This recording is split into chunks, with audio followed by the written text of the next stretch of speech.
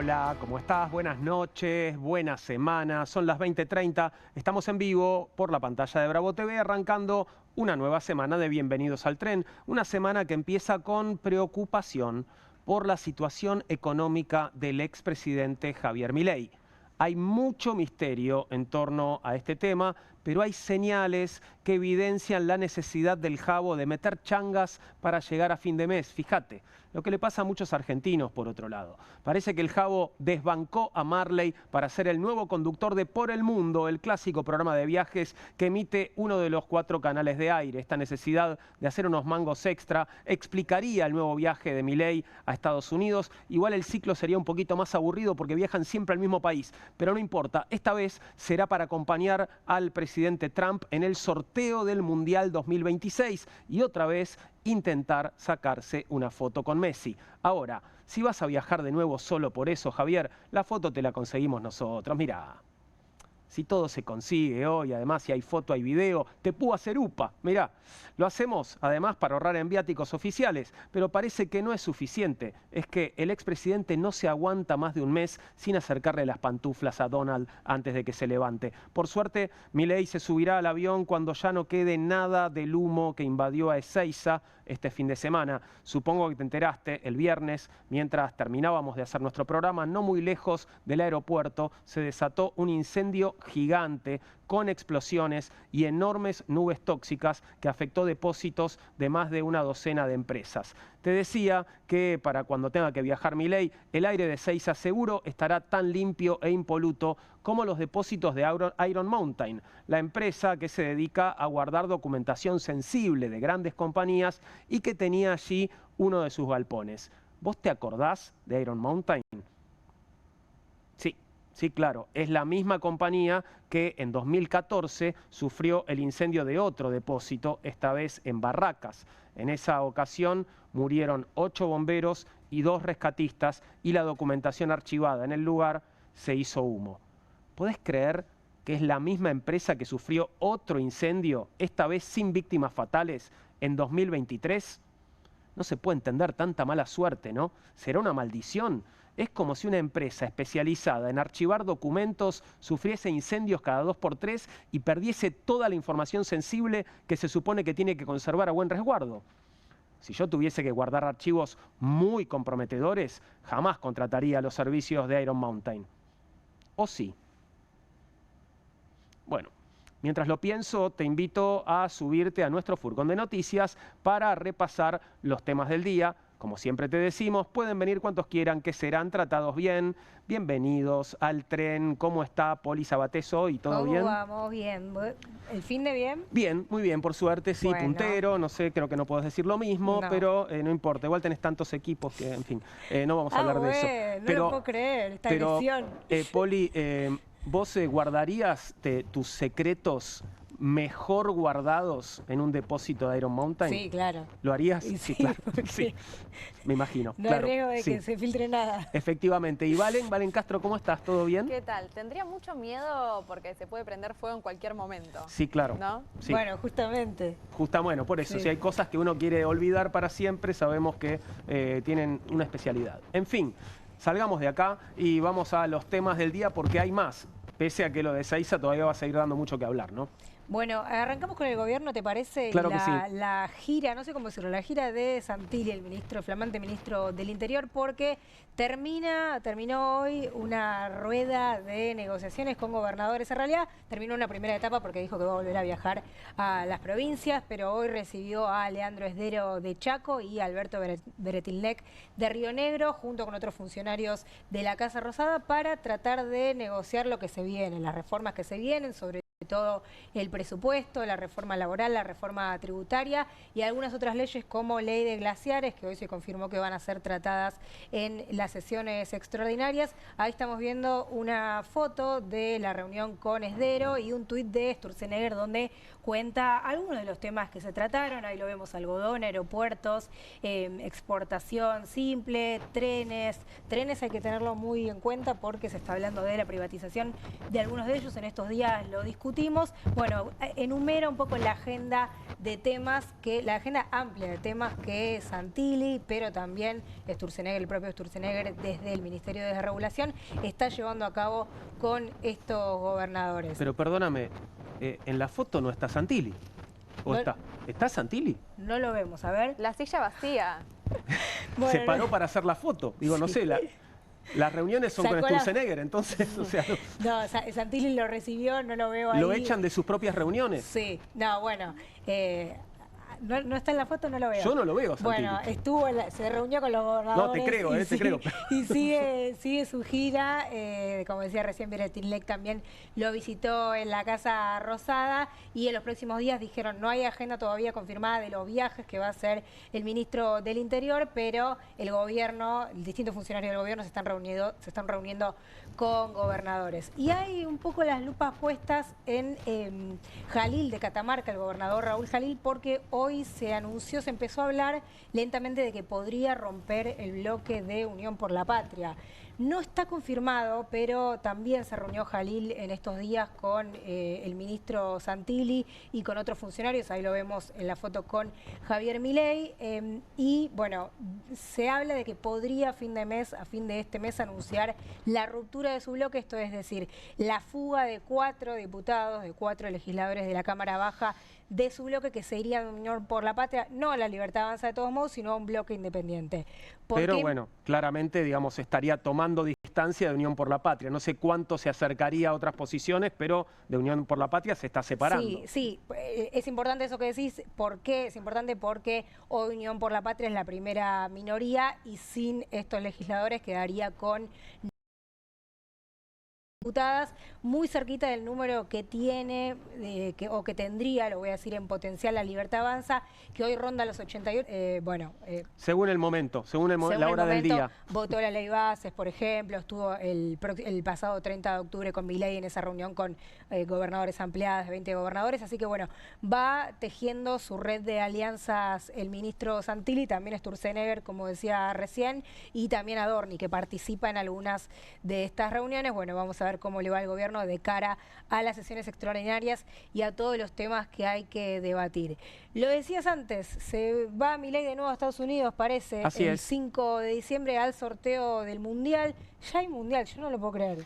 Ya no falta nada, ¿no? El otro día ¿no? alguien me dijo, faltan 7 meses para el Mundial. Bueno, todavía falta que selecciones europeas terminen de clasificarse, pero ya tenemos Mundial el año que viene. Aparte va a ser el más grande, 48 equipos, más largo. Sí, primera vez que lo organizan 3 países, México, Canadá, Estados Unidos. Y bueno, ya muy pronto es el sorteo de los equipos. Y estamos viendo esta foto en pantalla con Milei y Donald Trump porque, como decías recién, viajaría Milei a su viaje número 15 a los Estados Unidos. Y decías vos, va a buscar su foto con Messi de nuevo, que no la consiguió el otro día en el American Business Forum, pero sí se empieza a hablar tímidamente de que tendría de nuevo una foto con Trump, su quinta foto, su quinto encuentro con Trump, y ya hay quienes dicen desde El Salvador, Guatemala, El Salvador, sin viajar tantas veces. Es verdad que en el caso de Ecuador, por ejemplo, o en el caso de El Salvador, son gobiernos de signos de derecha o ultraderecha, así que uno podría decir, bueno, en eso sí coinciden los países, pero bueno, esos presidentes no viajaron 14 veces. No son presidentes tampoco tan histriónicos y tan vistosos como el nuestro. No. Nosotros tenemos uno que a donde va genera un espectáculo. Absolutamente, y también genera críticas, porque el acuerdo comercial con Estados Unidos, como decís vos, está siendo criticado muy fuertemente por dirigentes de la oposición. Salió muy fuerte Axel Kicillof diciendo que es perjudicial para la Argentina, que es un acuerdo totalmente beneficioso para los Estados Unidos, que fue hecho a la mano y a favor de Estados Unidos. Y salió hoy, que si te parece lo escuchamos, el embajador argentino en Estados Unidos, Alec Oxenford, a criticar las críticas, a decir cómo pueden hacer esta crítica si primero no se saben los detalles y si segundo son buenas noticias. Esto decía en Radio Mitre más temprano, si te parece lo escuchamos. No puedo entrar en muchos detalles, pero ya, si pensamos en un segundo para los críticos, ¿no? Lo que esto significa, ¿qué quiere decir esto? Primero, se reconoce muy claramente la agenda de reformas de Argentina. O sea, es positivo para inversores, vienen inversiones a Argentina. ¿Cómo puede ser malo eso para Argentina? No lo sé. Segundo, se eliminan, se ajustan aranceles recíprocamente. O sea, se da acceso a la producción argentina al mercado más grande del mundo. No entiendo muy bien cómo eso puede ser malo. Se explicita una negociación posible a la cláusula 232 que tiene que ver con acero y aluminio. Tampoco entiendo cómo puede ser malo eso para Argentina. Se da acceso a la carne argentina a Estados Unidos. Otra vez, buenísimo. Bueno, no le ve defectos al acuerdo el embajador en Estados Unidos. Bueno, eso es esto último que decía de la carne a Estados Unidos. Se establece que Estados Unidos va a tener acceso preferencial a las exportaciones de carne. O sea, obviamente él no lo ve negativo, pero hay quienes dicen eso no es positivo para la Argentina, y se enfocaba sobre todo en las críticas de Axel Kicillof, insisto, que habla más o menos de un industricidio de la provincia de Buenos Aires. Bueno, lo que decía el embajador es, como una chicana política obviamente a su adversario político, es la provincia de Buenos Aires tampoco está tan bien. Eso es lo que dicen desde el gobierno. Bueno, igual falta el detalle, como decimos siempre, falta el detalle todavía. Esto es el acuerdo marco, lo que se conoció, falta la letra chica del acuerdo, si bien ya se filtraron algunas cosas. Y me voy de Estados Unidos y me voy a Chile. De todos modos lo ampliamos en un ratito porque hubo elecciones, hubo primera vuelta presidencial. Ayer 2 candidatos. Conversar con un colega allí en Santiago de Chile y también con un analista internacional que vendrá a pensar con nosotros un poco sobre lo que puede pasar en la región, no solo con la elección en Chile, lo que ha pasado también con el plebiscito en Ecuador ayer, elecciones, bueno, la última elección en Bolivia, en fin, qué viene pasando en la región también en relación a la política internacional para la región de los Estados Unidos. Hay un cuarto tema, una cuarta noticia que nos va a ilustrar hoy cómo organizan las familias argentinas su economía. Vamos, Valen, sí, no tengas miedo, vení, vamos a la pantalla para que puedas mostrarme un poquito los cuadros del INDEC que dan cuenta de esto, cómo están organizando las familias sus deudas, básicamente, ¿no? Bueno, el INDEC lo que publica es estrategias de manutención. ¿Cómo organizan su economía los hogares argentinos? Es un dossier estadístico que hace referencia a datos de noviembre del 2025, este mismo noviembre, y sobre todo da cuenta de este nuevo fenómeno de la época que tiene que ver con las familias endeudadas, ¿no? Una herencia que no se va a poder resolver de un día para el otro, pero que sobre todo preocupa en el día a día. Ni siquiera te digo a fin de mes. Ya hoy en día, Juan, el fin de mes es el día 10 del mes, ¿no? Y estamos hablando de que casi 1/3 de los hogares argentinos tuvo que pedir plata, ya sea familiares, ya sea amigos, ya sea entidades financieras o bancarias, para este primer trimestre del 2025, justamente para llegar a fin de mes, ¿no? Esto da cuenta principalmente de esta crisis en la distribución de los ingresos que estamos viviendo, pero veamos el siguiente gráfico. Acá en el siguiente gráfico vamos a poder ver justamente cómo se distribuye este porcentaje de los estratos sociales que tomaron deudas, que se tomaron un crédito, un préstamo principalmente, por estrato de ingreso. Veamos los sectores populares, que es la última línea donde dice el estrato de ingreso bajo, que es el 30% de los sectores populares han tomado algún tipo de préstamo, de crédito, ya sea en entidades financieras como en entidades no financieras, a familiares, amigos. Bueno, esto da cuenta de sobre todo el fenómeno del endeudamiento familiar, pega sobre todo a los que tienen ingresos más bajos, a los sectores populares. Pero es curioso ver que también en el sector medio y en el alto se han tomado préstamos, ¿no? Exactamente, bueno, sobre todo en los sectores medios, ¿no? Que tiene que ver con deudas con las tarjetas de crédito, ¿no? Bien. Y esto es el dato central de este fenómeno del endeudamiento. Digo, ya me endeudo con la tarjeta de crédito porque uso a principio de mes, pago todos los gastos fijos, el alquiler, los servicios, los vencimientos que tenía en la tarjeta de crédito, y ya a partir del día 10 empiezo a financiarme con la tarjeta de crédito. Por lo no cual, llego a pagar el total. Exactamente, y ese es el gran negocio de los bancos, ¿no? Claro. Que no llegues a pagar el total y que empieces a circular justamente un nuevo proceso de endeudamiento a través de los intereses. Después tenemos en el siguiente gráfico lo que nos muestra cómo ha sido esto en relación al segundo semestre del 2003. Miren la comparación que hace, ¿no? Que cuando se empieza a cuantificar... En naranja tenés el segundo semestre de 2003, comparado con el primer semestre de 2025, ¿sí? Y dice, bueno, la selección de otras estrategias de los hogares, es decir, ¿qué estrategias tomaron los hogares para financiarse?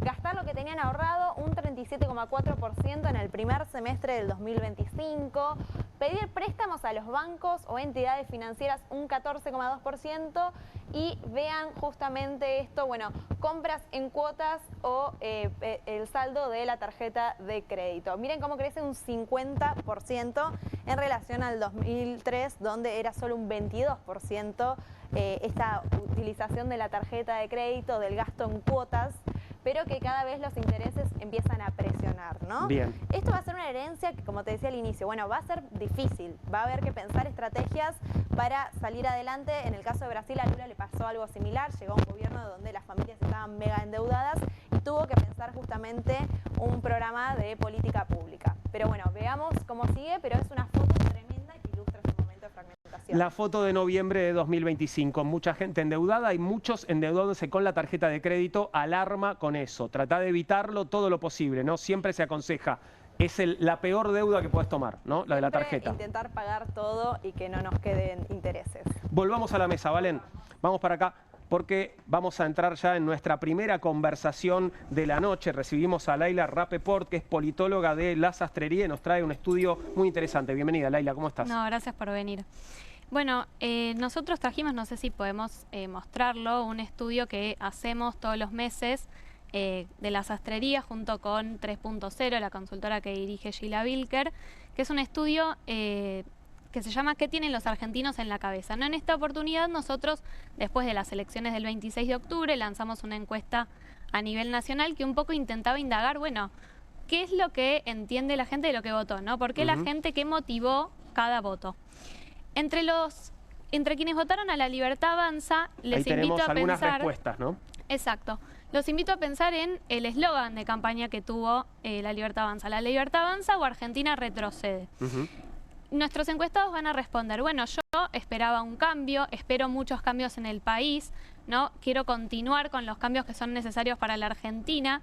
De alguna forma se alude a esta idea de que el gobierno de Javier Milei logró tomar, ¿no?, la palabra cambio que instauró en su momento Mauricio Macri en el 2015 y que su agenda de gobierno es un poco la necesaria para que justamente la Argentina no retroceda, sino que camine hacia el futuro. Es un voto de alguna forma esperanzado. Nosotros también preguntamos cómo espera que esté la situación económica el año que viene y es mucha la gente que piensa que va a estar mejor, ¿no? Alrededor de un 30% de los encuestados plantea que va a estar mejor. Un poco pasaba lo mismo cuando ganó Milei la presidencia, ¿no? Un voto esperanzado. O sea, se repite 2 años después. Exactamente. Si pasamos a la siguiente filmina... Ahora, Laila, perdón, te pregunto sobre esto, ¿no? Quienes el voto esperanzado y este 30% que decías que espera estar mejor el año que viene, ¿son votantes de La Libertad Avanza o en 30% de la totalidad de los votantes espera estar mejor el año que viene? Principalmente son votantes de La Libertad Avanza, pero no es solamente esta esperanza de un cambio, sino que también hay un temor frente a que no vuelva el kirchnerismo, ¿no? Bien. Los kirchneristas son odio a los Cano, por la libertad en contra del kirchnerismo, para que no vuelva el kirchnerismo. De alguna forma en la campaña, ¿no?, tuvimos la elección del 7 de septiembre, donde el peronismo mostró que podía ser competitivo. Ahora, mucha gente de alguna forma tomó esta prueba de competitividad y la volatilidad que generó en los mercados, ¿no?, durante todo el mes de septiembre y octubre como una prueba de que ese fantasma de alguna forma era real, ¿no? Entonces votó justamente para que no vuelva el kirchnerismo. Empiezan a aparecer entonces las explicaciones sobre la diferencia entre el resultado de la elección de Buenos Aires en septiembre y la elección nacional de octubre, ¿no? No, y además, perdón, vos mencionabas los eslóganes. En septiembre el eslogan justamente fue kirchnerismo nunca más. Exacto. Y después fue el cambio, como que ahí también hubo un cambio del gobierno en cómo lo planteó. Exactamente, en el encuadre. Nosotros también de alguna forma tenemos medido que 1 de cada 3 votantes de La Libertad Avanza un poco apoya esta idea o apoya al gobierno justamente para que no vuelva el kirchnerismo. Bien. Ahora, ¿qué tenemos del otro lado, no? El peronismo, el panperonismo, ¿qué es lo que plantea? De alguna forma los encuestados entienden que votaron para frenar a Milei, ¿no? Para ponerle un freno a esta situación. O sea, tomaron la consigna de la campaña que era esa, se ha sido muy crítico también con la falta de propuestas. Parecía que la única propuesta era para frenar a Milei, ¿no? La única propuesta es frenar al desquiciado libertario, de alguna forma, ¿no? Desactivar futuros vetos, quitarle poder al gobierno. Hay que impedir que Milei y sus secuaces, ¿no?, sigan regalando los recursos naturales. De alguna forma es una búsqueda por ponerle un freno de mano al gobierno de Javier Milei. Pero, como vos bien dijiste, de alguna forma se criticó un poco la falta de propuestas, porque vamos a frenar a Milei, ¿para qué?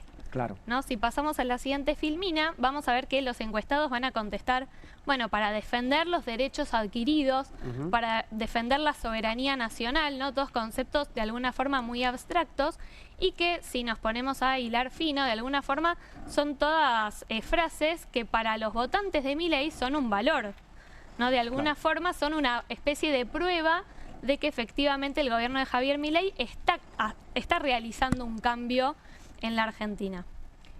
Una pregunta. ¿Votan para frenar a Milei y para defender lo conquistado?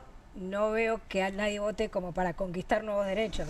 Claro, Exacto. parece un voto defensivo, ¿no? Es un voto defensivo. Y no exactamente. propositivo.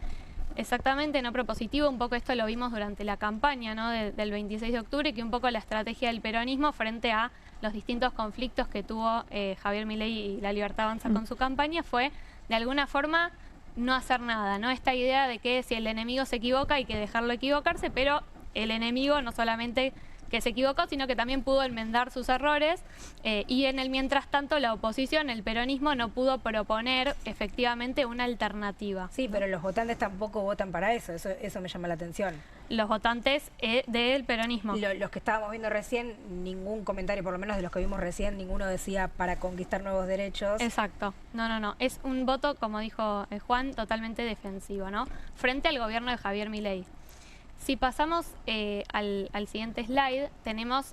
el Frente de Izquierda. El Frente de Exacto. Izquierda que tuvo una buena elección en algunos distritos en octubre, ¿verdad? Tuvo una muy buena elección y de alguna forma lo que nos encontramos acá, no sé si se llega a ver, pero tenemos un votante de Milei, ¿no? Que dice, porque veo que son los únicos que pelean por la gente y enfrentan al gobierno. No es un error que diga voto de Milei 2023, un votante de Milei que votó en esta ocasión al Frente de Izquierda. De alguna forma, ¿por qué? Porque defienden a la gente, ¿no? Frente a tanto La Libertad Avanza como al peronismo, la izquierda se pudo posicionar como un partido que de alguna forma está con los que trabajamos 1000 horas, ¿no? Que pueden defender derechos en el Congreso también, pero también hay una votante jujeña que va a decir, porque en mi provincia no hay otros candidatos que defiendan a los derechos de los ciudadanos, ¿no? De alguna forma el FIT va a mantener este personaje de honestidad, no de tranquilidad. Si pasamos a la siguiente slide... Perdón, me parece llamativo esto del votante de Milei en el 2023 que se pasa a votar al FIT ahora en 2025. Esto habla también del poco peso ideológico, ¿no? que hay en ese voto, porque digo, pasarte de el libertario a la izquierda, al Frente de Izquierda, sí. No es la ideología no es lo que está en juego. No, parece. es de alguna forma lo emocional, ¿no? Claro. De alguna forma nadie puede decir que el FIT siempre ha estado de alguna forma en defensa de los ciudadanos y que además logra algo que en mi punto de vista el peronismo no logra tanto, que es hablar en un lenguaje que termina siendo más coloquial, ¿no? Pero justamente acá los encuestados van a decir los legisladores del FIT no se venden, no transan con Milei, son transparentes, los demás son todos corruptos y estos de alguna forma también van a ser votantes de Bullrich en el 2023 y de Milei. Siempre se pensó a la izquierda como ese voto antisistema, ¿no? Exacto. Anticapitalista. Y puede ser que un poco ese antisistema en algún momento se trasladó a Javier Milei, que proponía romper el Estado de las cosas tal cual lo conocíamos. Exacto. De alguna forma en 2023 eso se dio y ahora en el 2025, ¿no? según nuestros encuestados, un poco lo que van a decir es que votan al FIT para resguardarse de alguna manera. No es como un lugar a donde van los desilusionados de la política, ¿no? Que ya han probado todo de alguna forma. ¿Tienen distinción por género? Veo que ahí ponen hombre, mujer, pero ¿hay alguna conclusión en torno a eso? Bueno, nosotros decimos que hay de alguna forma un sesgo de género que se ve algunas veces más y algunas veces menos en torno a que el voto de Milei es de alguna forma masculino, a veces joven, pero de alguna forma estas elecciones un poco lo que ha mostrado el análisis postelectoral es que el voto de Milei es ya más transversal, ¿no? Se ha transformado en algo más similar a lo que era el PRO, de alguna forma, de también sectores medios, altos. Y te quería preguntar si no midieron Provincias Unidas, los que votaron no fueron, bueno... No es que no se midió, sino que los encuestados que respondieron de alguna forma a esta pregunta no eran tantos como para generar una filmina que sea científicamente correcta. Relevante. Exacto. No hacía volumen. No hacía volumen, exactamente. Sí, sí, sí, sí. La imagen de Milei, ¿cómo la están midiendo el respaldo? Porque una cosa es la votación el día de la elección, y otra cosa es cómo se proyecta en general en el día a día. Mira, Javier Milei en el 26 de octubre logró algo que es atípico, que es de alguna forma capitalizar toda su imagen, ¿no? Toda su imagen positiva. ¿Por qué digo esto? Porque nosotros veníamos identificando en las encuestas de octubre también y de septiembre que existe de alguna forma un 40% de la población que está de alguna forma a favor de Javier Milei y su gobierno, compuesto de un núcleo duro, ¿no? de alrededor de un 30%, pero al cual se le suma un 10% circunstancialmente, ¿no? Pero es un 40% que fluctúa más, fluctúa menos, pero que existe. Sin embargo, del otro lado, ustedes me podrán decir, hay un 60% que no está a favor del gobierno nacional. Pero ese 60% de alguna forma se divide en opciones diferentes, ya sea Fuerza Patria, Provincias Unidas, el Frente de Izquierda, y no logra de alguna forma ese futuro frente antimileísta encontrar de alguna forma un candidato que los aglutine a todos. Si nosotros pensamos en el 26 de octubre, que fue una elección legislativa, en Capital, por poner un ejemplo, para votar a Milei uno tenía solamente una opción, la lista violeta, la lista de La Libertad Avanza. Pero para votar a la oposición, no, para ser parte de ese 60%, uno tenía 16 otras listas en las cuales podía emitir su voto. Es alto, vuelvo a este que decís 40%, es lo quiero comparar con algo, ¿no? Para este momento de la gestión, digo, a 2 años de haber empezado el mandato, eso suele ser alto, en general tienen menos a esta altura los presidentes. Mira, en el 2024 la imagen de Milei se mantuvo bastante estable, de alguna forma entre un 50% que lo apoyaba y un 50% que no. De alguna forma en su segundo año de gestión, que tuvo muchos problemas, ¿no? Tuvo un conflicto muy alto con el Poder Legislativo, esto que decía Valentina de un aumento en el endeudamiento de los ciudadanos, ¿no? Nosotros eso también lo identificamos en nuestro tracking mensual. De alguna forma que llegue a un 40% es una noticia positiva y más que lo pueda capitalizar totalmente, ¿no?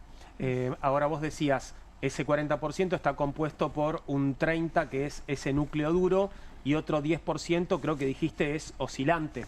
Claro, tal vez. sí.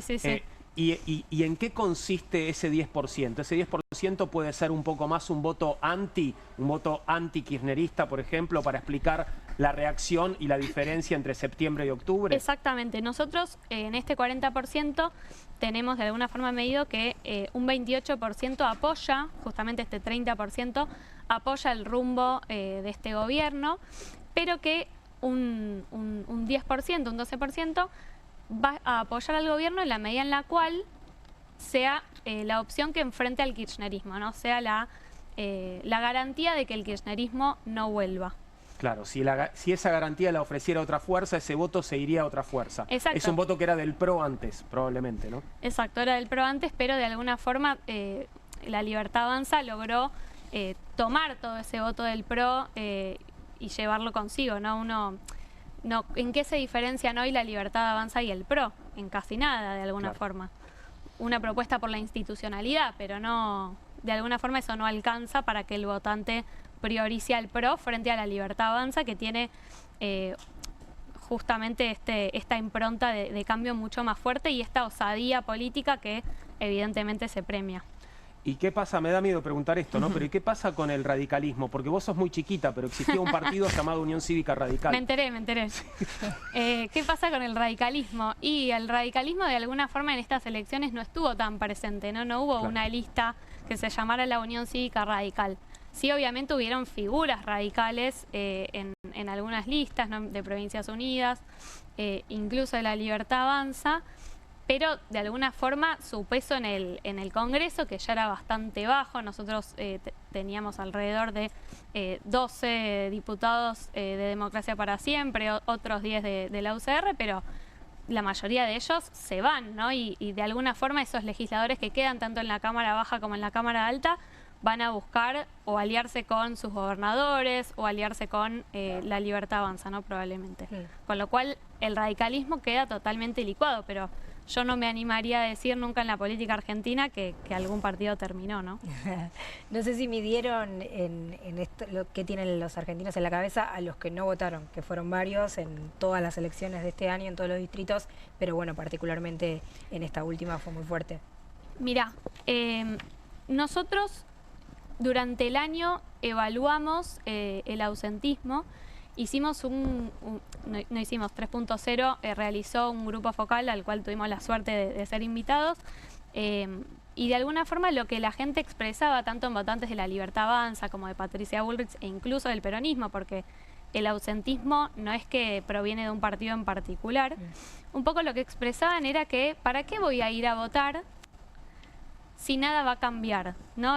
Había como una desilusión y una apatía respecto del proceso electoral que era muy fuerte y que tenía que ver justamente con esta realización de que no existían políticos en la Argentina que fueran justamente a defenderlos a ellos, ¿no? A defenderlos a ellos en tanto ciudadanos, hablándoles en un lenguaje que fuera reconocible para ellos, ¿no? De sus problemas del día a día, que un poco también era lo que los impedía de ir a votar. Algunos preferían pasar ese domingo haciendo una changa, ¿no? Recordemos que en Argentina, a diferencia de otros países, se vota un domingo, justamente se supone que todos no trabajamos, obviamente que la población sí lo hace, y muchos preferían simplemente seguir trabajando.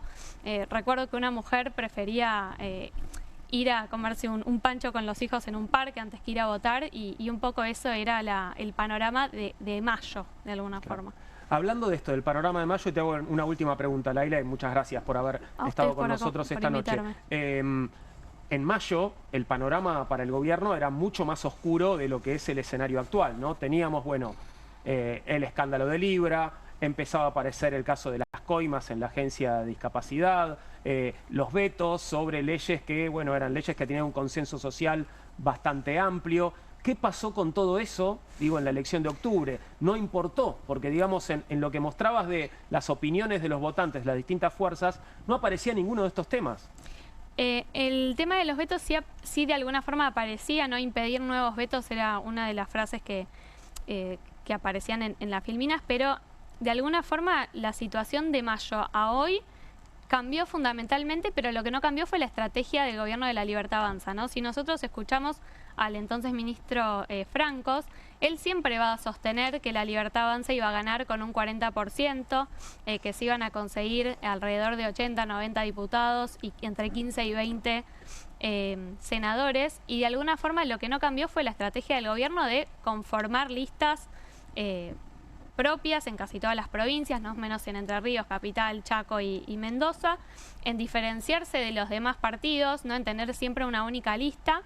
Y bueno, de alguna forma en esto que la oposición buscó no hacer tanta campaña, no simplemente esperar a que el gobierno fallase. El gobierno no solo que no falló, sino que resolvió, no logró resolver tan bien el escándalo de la Agencia Nacional de Discapacidad, pero si pensamos en el caso Espert, duró 10 días, ¿no? Entre que salió la nota en el diario AR y que Espert retira su candidatura. Parecía una eternidad en ese momento, Parecía una eternidad, exacto, porque todos los días había algo nuevo que comentar. Y de alguna forma también en esos 10 días, más allá que no fue tanto tiempo, también el gobierno tuvo muchas idas y vueltas en bajarlo o no, pero finalmente lo resolvió. Pero de alguna forma lo que no se resolvió fue la campaña del peronismo. Claro. Qué paradójico, y cierro ya con esto, ¿no? Pero lo que decías, que Francos vio el resultado y el tipo terminó fuera del gobierno, ¿no? Es tremendo, es tremendo. Sí, sí, sí. Qué curioso. En fin. Gracias, Laila, por haber estado con nosotros. Invitarme. Laila Rapeport, politóloga de La Sastrería, nos traía este informe sobre qué tienen en la cabeza los sentimientos postelectorales de los argentinos. Son las 21:07, vamos a hacer una pequeña pausa, después estaremos hablando de la elección en Chile y de qué pasa en la región, y tenemos una mesa muy interesante también para hoy. Feminismo de derecha, ¿existe algo así como el feminismo de derecha? Feminismo conservador, parece una paradoja, ¿no? Pero dicen que existe y hay un libro que habla al respecto. Así que de eso estaremos conversando desde ahora y hasta las 22. Espera que ya volvemos.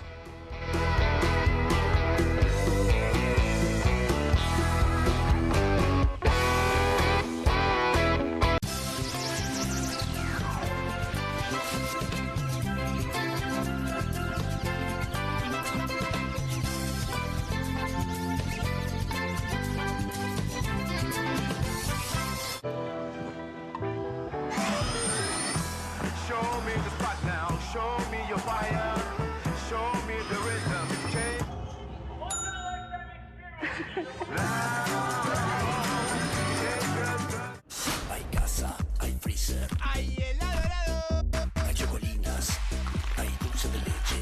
¡Hay helado chocotorta! Hay casa, hay freezer y tus chocolates y golosinas favoritas hechas helado. Eternity, fábrica de pizza, el horno pizzero de granito que prepara las pizzas más ricas del mundo sobre piedra verdadera. Simplemente encendelo y listo. Hace pizzas buenísimas, con doble mozzarella, horneadas a la piedra en minutos. El secreto reside en su zona dual de calor controlado que rápidamente calienta la placa de piedra cerámica hasta 400 grados mientras derrite el queso y hace una masa crocante. Así podrás hacer pizza a la piedra como los profesionales en solo minutos. Agrega tus ingredientes favoritos a cualquier masa de pizza y tendrás tu pizza gourmet con Eternity Fábrica de Pizza. Podés crear tus pizzas favoritas en familia y hasta podrás ver cómo crecen a través del visor. De masa fina o de molde, tus pizzas saldrán como te gusten y en minutos. Este horno de piedra prepara incluso pizzas congeladas en mucho menos tiempo. También podrás hacer una pizza dulce increíble. Además, no gastarás gas, leña ni carbón. Eternity Fábrica de Pizza es eléctrico. Enchufalo y llévalo con vos. Tendrás tu propio horno Eternity Fábrica de Pizza por un precio promocional. Además, el pack incluye palas profesionales genial para tus pizzas. Para que hagas la mejor pizza a la piedra del mundo y de un modo increíblemente rápido. Escanea el QR, ingresa a nuestra página web o llama al teléfono en pantalla. No demores más. Descubrí los productos más novedosos y exclusivos en tvcompras.com. No pierdas tiempo. Aprovecha esta oferta y obtén este fantástico producto de TV Compras. Llama ya. Cueste lo que cueste. El primer streaming de Perfil.com, conducido por Román Iuch junto al Doc Juan Heruela, los periodistas Marcelo Mármol Moura y Lucas Buceta. Información deportiva, opinión y análisis. Cueste lo que cueste. De lunes a viernes, a las 10 horas, por Bravo TV. Emprendidos, con la conducción de Ornella Flench. Historias de emprendedores en primera persona. Consejos prácticos para alcanzar sus metas. Emprendidos, de lunes a viernes a las 12 horas por Bravo TV. QR, con la conducción de Paulo Caruso y gran equipo. La síntesis del día para un público que valora el periodismo crítico. QR, de lunes a viernes a las 22 por Bravo TV. Bienvenido a todo Latinoamérica. Caras TV llegó a DirecTV, el canal de las celebridades. Entretenimiento exclusivo las 24 horas del día. Más Caras, con la conducción de Héctor Maugeri. Red Carpet, Caras News, Caras Realeza, Caras Fashion, Caras TV. Llegó a DirecTV. Contenidos exclusivos para toda Latinoamérica. Hay casa, hay freezer, ¡Hay helado, helado! hay chocolate, hay maní. ¡Hay postre blog! Hay casa, hay freezer y tus chocolates y golosinas favoritas hechas helado. Show me the spot now, show me your fire, show me the rhythm,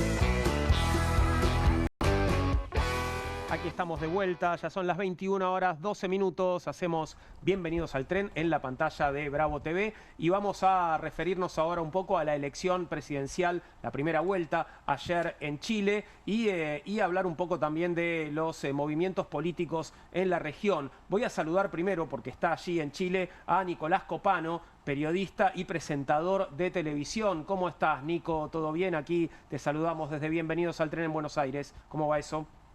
Qué placer saludarte, Juan, a todo tu equipo en esta noche y bueno, conversar acerca de lo que ha pasado en esta elección allende los Andes, como bien se podría mencionar, ¿no? Claro que sí. Antes de empezar a preguntarte sobre lo que pasó ayer, saludo también a Oscar Laborde, director del Instituto de Estudios de América Latina, IDEAL, que está aquí con nosotros en la mesa. Oscar, bienvenido. Gracias por estar aquí. Gracias por la invitación. Un placer. Bueno, Nicolás, primero que nos cuentes cómo se desarrolló la jornada de ayer. Tenemos, bueno, por supuesto, claros los resultados, el triunfo de Jara, Kast segundo, y lo que se viene diciendo, así a un trazo grueso, es que todo parece indicar que las cosas están más o menos servidas para Kast.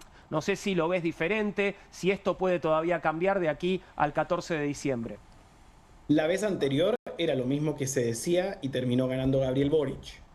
El factor de cambio que tiene a todos los analistas observando es la aparición de un movimiento populista de centroderecha llamado Partido de la Gente, comandado por una ex figura televisiva llamada Franco Parisi, quien logró una cantidad de votos bastante considerable y hoy es el kingmaker de la situación. A propósito, en el Congreso, un Congreso que sigue fragmentado, pero parece ser que el progresismo salva los muebles, pero complementado con un nuevo escenario por derecha. Una derecha que tiene además una dilución. Hay una candidata que se llama Evelyn Matei, que representa los valores de la centro-derecha tradicional, hija de militares involucrados en los procesos de la dictadura. Su padre, en todo caso, se puede mencionar siempre como un hombre que quedará en la historia como quien niega los resultados que el pinochetismo quería dar la noche del plebiscito, sino que dice, no, esto está cantado. Y su hija después milita en un camino por una serie de partidos de derecha y se había transformado en la heredera del piñerismo, del expresidente Piñera, que falleció hace unos años. La carrera está cantada. Evelyn Matei tenía todas las posibilidades. Conforme avanzó la campaña, empezaron a irrumpir dos personajes principalmente. Uno, que es este personaje, Franco Parisi, que es un experto económico. Es bastante Milei, por decirlo de algún modo, pero con un paso por Estados Unidos, de un estilo bastante propio, espectacular también dentro de su performance. Por ejemplo, cerró su campaña con un acto de tuning, o sea, a lo Toretto, rápido y furioso, un espectáculo en el norte de Chile, lo cual a todo el mundo le generó escozor, pero a la vista de los resultados es un personaje llamativo que convoca a una conciencia de la población post-pinochetismo, post-plebiscitaria, post-procesos constitucionales muy relevantes. Por otro lado, apareció un personaje de ultraderecha que hace que de alguna manera Kast parezca un ultraderechista pasado por leche, que se llama Johannes Kaiser. Johannes Kaiser, que comenzó hace mucho tiempo su periplo, lo inició con un canal de YouTube. Esto es muy similar a lo que ha pasado con fenómenos en Bolivia. Claro. Y empezó a convocar en su canal El Nacional Libertario, después del estallido social, ocurrido en aquel octubre, muy comentado, decantando finalmente en su aparición en el espectáculo mediático. Entonces, lo que hoy tenemos es una derecha que eran tres derechas, que termina diluida en dos. Un centro, la frase de Parisi era ni facho ni comunacho. Esa era la simpleza del discurso de Parisi, que encadenó a mucha gente a esa realidad. Y por otro lado, Janet Jara. Janet Jara, que es una candidata de izquierdas que tiene la espectacularidad en Occidente del título de miembro del Partido Comunista. En Chile el Partido Comunista no es el mismo sabor de los partidos comunistas mundiales. Yo siempre he dicho que es un partido comunista católico. Esa es su diferencia. Por tanto, con una larga tradición democrática, además. Entonces, una versión especial que trae esta candidata que también perteneció como ministra del mundo del trabajo a lo que fue el gobierno de Gabriel Boric. Un gobierno que va de salida también y que tiene un ímpetu progresista, pero que sufrió los embates del proceso constitucional fallido, de los dos procesos constitucionales fallidos. Es muy loco porque se habla mucho del primer proceso constitucional fallido, pero no así del segundo, que encabeza quien está en segundo lugar a 3 puntos de Yainer Jara, que es José Antonio Kast. José Antonio Kast fue el líder del segundo proceso constitucional, también tenía una protesta refundacional y no se le juzga porque la dimensión, y aquí está lo interesante, la dimensión de la conversación mediática está derechizada y también las redes sociales y los algoritmos. Entonces estamos en un escenario bien particular dentro de lo que conocíamos como el proceso democrático chileno. Y por lo que decís, Nico, no tan resuelto como parece, como nos cuentan, ¿no? Digamos, la cosa no estaría tan liquidada, digamos, como parece. Pero ibas a preguntarle... O sea, no, sí. Se han visto cosas sorprendentes. Justo iba a preguntar de eso porque decías, Nicolás, la otra vez también parecía que Boric no iba a ganar y finalmente ganó la segunda vuelta. Te pregunto, ahora vienen en realidad de años de Boric, donde es flojo la desaprobación. ¿Eso no juega a favor de que tengan menos chances todavía Jara de ganar un balotaje? Es muy relativo si es floja su desaprobación. Es discutible. O sea, mantuvo una aprobación del 30% durante su periodo. Lo que pasa es que no creció ni se disparó, pero eso es mucho en comparación a lo que le pasó a Piñera, que llegó a un número bastante más tímido. Ahora, no tengo duda que también el proceso que vive hoy esta administración tiene que ver con dos cosas que se han disparado. Uno, la sensación de inseguridad, que está comprobada, que está completamente distorsionada en torno a la realidad. O sea, existen, por supuesto, hitos de violencia que han estado permeando todas las democracias occidentales, pero que están amplificadas por medios de comunicación que reciben como agencia imágenes de la policía. Entonces es muy barato producir noticias policiales. Y eso aumenta la sensación de inseguridad. Y lo segundo es que nuestra sociedad, la sociedad chilena, es muchísimo menos permeable a la inmigración que ustedes, por ejemplo. No es el mismo diálogo con respecto a la migración. Más allá de que en toda América Latina estemos viviendo los embates del movimiento de gente que viene desde Venezuela. Pero en nuestro país, en Chile, se da un tema cultural, que es la distancia, que es lo doméstico. El empleado que te atiende en el Oxxo es venezolano y el chileno estaba acostumbrado en eso. El que te atiende en el kiosco que tienen ustedes como modelo. Es como ir al kiosco argentino y que te atienda un venezolano en todos los kioscos. Que tú vivas en edificios de gran cantidad de personas, porque aquí se construye lo que se llaman guetos verticales, en los cuales todos los pasillos tengan olor a arepa. Y eso también vuelve loco al chileno. Y por supuesto, también el venezolano contribuye en la conversación. Uno de los videos más notables de Franco Parisi es uno donde increpa a dos podcasters venezolanas con una vehemencia, la verdad, sorprendente. Y eso también le eleva los números. Claro. Entonces, lo que tenemos hoy es una fenomenología muy especial. Los últimos años habían habido cercos sanitarios sobre la ultraderecha y hoy esos se estarían diluyendo. Clarísimo. Nicolás, muchas gracias por este panorama que nos has pintado sobre la elección. Vamos seguramente a volver a hablar antes del 14 de diciembre, así que espero que podamos contactarte nuevamente. Te mando un abrazo muy grande. Por favor, para lo que necesites, Juan, siempre. Un abrazo grande para ti. Gracias Nicolás. Bueno, nos contaba un poco el escenario de ayer y y nos contaba algunos detalles que tal vez no teníamos tan claros, ¿no? Con respecto a los temas que incidieron en la elección. Claramente la seguridad fue uno y el tema de la migración, algo que igual también hace ruido en Argentina a partir de posiciones del oficialismo y entiendo que también en la región, ¿no? Sí, creo que el tema migratorio está presente en la Argentina, pero es de los países que menos aparecen como preocupación, ¿no? En Chile la migración fue eje de campaña junto con el de seguridad. Lo decía muy bien Nicolás, es una percepción, siempre es debatible esto, ¿no? A la víctima, pero la principal preocupación que hay en Chile es la seguridad, 67%.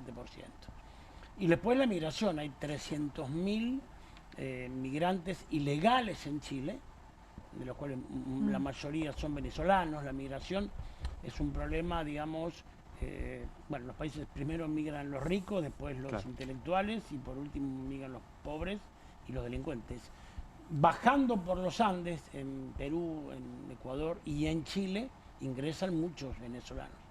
Y el candidato que salió segundo, que yo creo que tiene las mayores posibilidades, escuchándolo me entra en dudas, digamos, pero aparentemente las mayores posibilidades, prometió de devolver a 300.000 migrantes ilegales y cerrar los puestos donde se entre ilegalmente, una propuesta durísima, ¿no? Suena medio trampista también eso, ¿no? Menos trampista, claro, pero bueno, es un poco la característica del momento.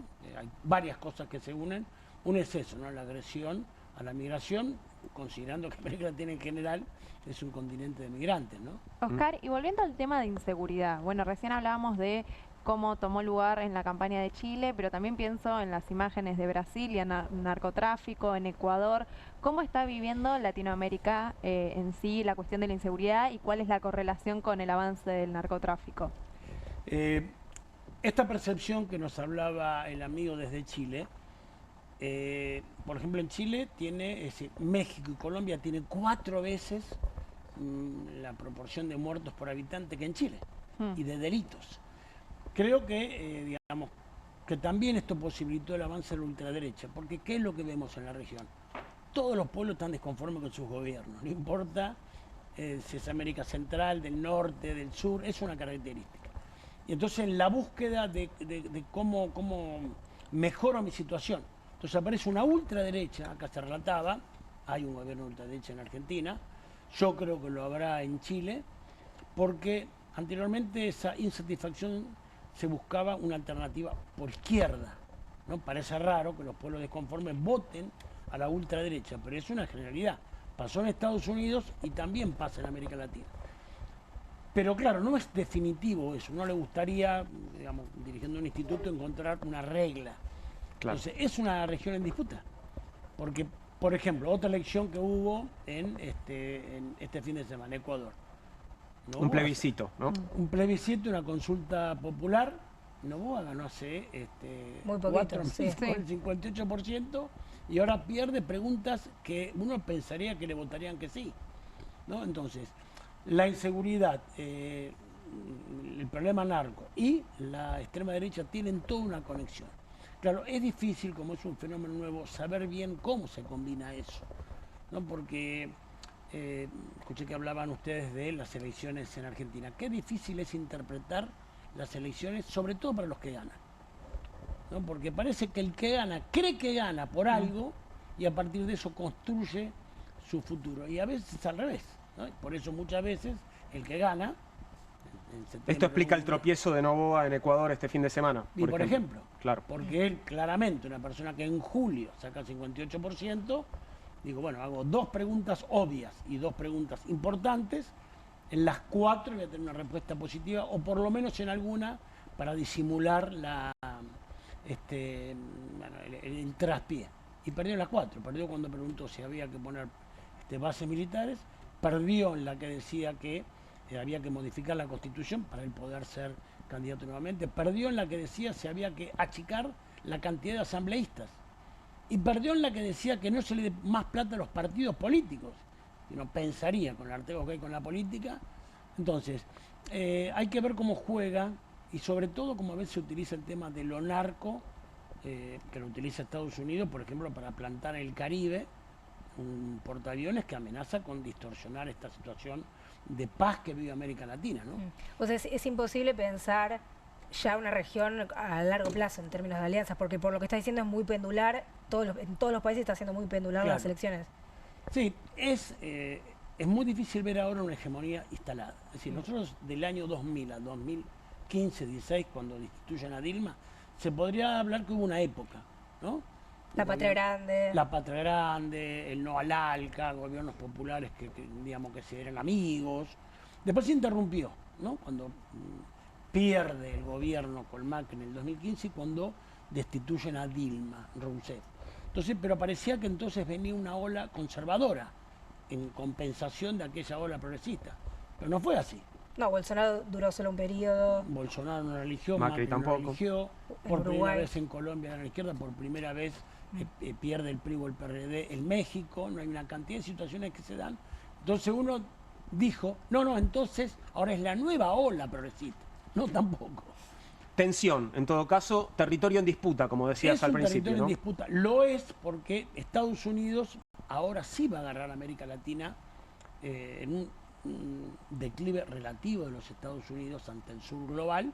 Toma América Latina con presencia, incluso tratando de imponer nuevamente bases militares.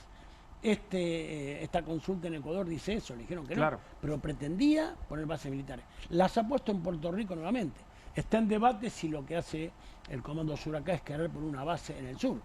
Uno dice, bueno, es preocupante porque Estados Unidos, cuando tenía poder, le bastaba que los gobiernos estén de acuerdo y cumplieran su papel. Claro. No ponía bases militares. Entonces, para los ansiosos es un problema porque no sabremos qué hegemonía se instalará. Si uno mira y dice, bueno, pero está Sheinbaum, está Lula, está Petro, Venezuela se mantiene, Uruguay volvió el Frente Amplio, ¿no? Y si mira para el otro lado dice, bueno, pero ganó la derecha en Ecuador, en Argentina, es lo más factible que en Chile, en mi modesta opinión, ¿no? Gane. Entonces va a ser así, va a haber derrotas y victorias. A propósito de Sheinbaum y de México, ¿qué tenés para decir sobre las protestas que se llevaron adelante en México el fin de semana, que, bueno, según algunos también fueron impulsadas desde los Estados Unidos? Claro, ahí la generación Z está produciendo una cantidad de reclamos en Asia, ¿no? Y bueno, algunos con éxito, varios gobiernos han caído. Yo tenía acá el de Sri Lanka, el de Bangladesh, el de Mongolia, el de Tailandia. Bueno, el de Perú también se podría adjudicar a la generación Z, el de Nepal. ¿De qué generación hablamos cuando hablamos de generación Z? ¿20añeros, 30añeros? 20añeros. 20añeros. De 20 a 28, una cosa así. Y han producido modificaciones. Claro, uno siempre tiene la sospecha, como fue en la Revolución de los Colores o como fue en la Primavera Árabe, si detrás de esas preocupaciones genuinas y reclamos, digamos, justos, no se encierra, digamos, una derecha jugando allí. En el caso de esta protesta de la generación Z, que como bien dijo Claudio Sheinbaum, había muchos adultos y pocos jóvenes, pareciera que es una protesta justa, porque se monta en la muerte y el asesinato, peor dicho, podría decir, de un alcalde, es el número 7 que lo matan en este año, y entonces a partir de eso se arma un movimiento en las redes, ¿no? Que convoca. Cuando convoca la movilización última, bueno, fue bastante floja y muy violenta. Incluso de hecho la mayoría de los que habían participado se retiraron y quedó un grupo fuerte. Ahí había el dueño de TV Azteca. Hace una semana la Corte Suprema dijo que tenía que pagar 2.500 millones de dólares. Casualmente fue este canal el que generó también esa conmoción. Claro. ¿No? Entonces uno no puede saber, porque como hay un enfrentamiento evidente de Trump y Claudia Sheinbaum, es posible, es conveniente para Trump, digamos así, que aparezca Claudia Sheinbaum con dificultades a su interior, y para su política sí. Es conveniente, entonces lo impulsó, se sospecharía, no hay prueba. Pero lo concreto es que fue menor, ya habían pretendido algo así con López Obrador, con la marea rosa el año 2022, pero yo la veo a Claudia Sheinbaum que está bien instalada y es natural que haya reclamos, y es justo que haya reclamos. Esto pareciera que es un poco impostado. Vuelvo a la región y a las elecciones, sobre todo, bueno, la de Chile en la mira, pero en general se difumina un poco el centro en América Latina porque vemos opciones de ultraderecha prácticamente y después opciones de izquierda más radicalizadas. Absolutamente. También en Argentina. También en Argentina. ¿Por qué? ¿Por qué pasa eso? Porque los que disputábamos la centro-izquierda y la centro-derecha, ninguno está conforme con ellos. Entonces, no aparece, digamos, acá, bueno, lo decía el amigo, Evelyn Matei salió quinta, la de Piñera.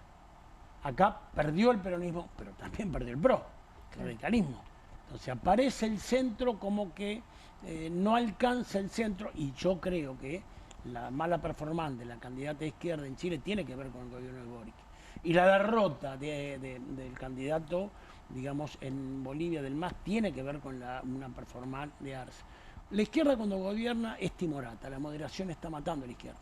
Y también está matando al centro, porque bueno, en fin, los buenos modales, como la gente está hastiada, lo que requiere es que haya presencia. Entonces se van imponiendo posiciones de izquierda fuertes, ¿no? Y posiciones de derecha fuertes. Entonces, como esa búsqueda es novedosa, es difícil pronosticar cuál de estos dos sectores pueden priorizar. Pero el centro es el centro, porque aparece siempre la propuesta lógica.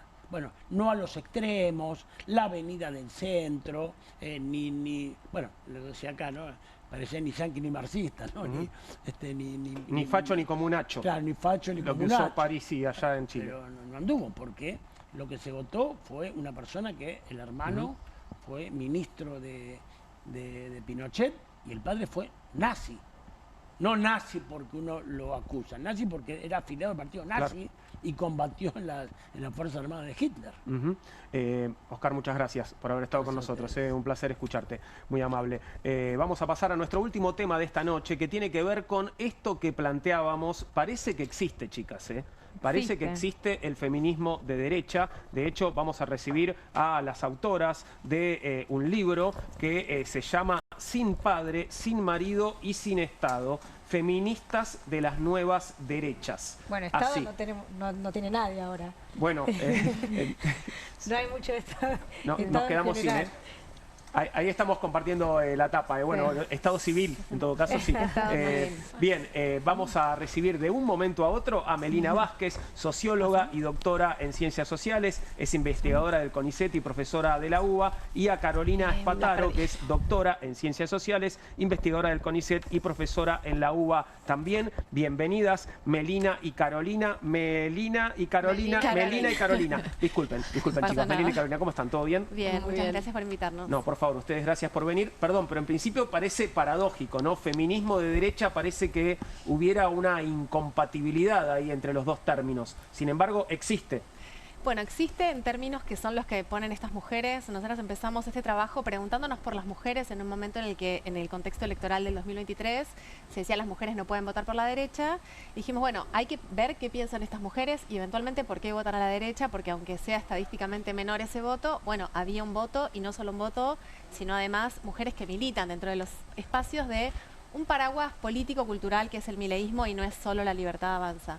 Y bueno, hablando un poco con estas mujeres, haciendo investigación durante más de un año, detectamos que había algunas de ellas que se reconocían feministas, pero liberales, no de derecha, ¿no? Ahí hay una interesante distinción, porque ellas piensan que la derecha son los sectores más conservadores del liberalismo, por ejemplo Agustín Laje, o algunas de las derivas que encuentran con el gobierno de Milei y también de Trump, ¿no? Y toman un poco de distancia. Son mujeres que están en una incómoda posición entre el feminismo de izquierda, del que no se sienten parte, y la derecha, ¿no? Por eso el concepto realmente que las identifica es el del feminismo liberal. No todas se reconocen feministas, las generaciones más grandes, la palabra feminismo les cuesta, se muestran reticentes, pero todas adhieren a lo que llaman el decálogo del feminismo liberal, ¿no? Y el primer punto de ese decálogo es: nadie tiene el derecho a representar a todas las mujeres, por eso ellas buscan construir también un espacio propio entre las mujeres y en el liberalismo. ¿Y qué pasa, digo, cuando estas mujeres son observadas desde los otros feminismos? Digo, ¿son percibidas como feministas o las feministas que no son liberales reconocen a las feministas liberales como tales?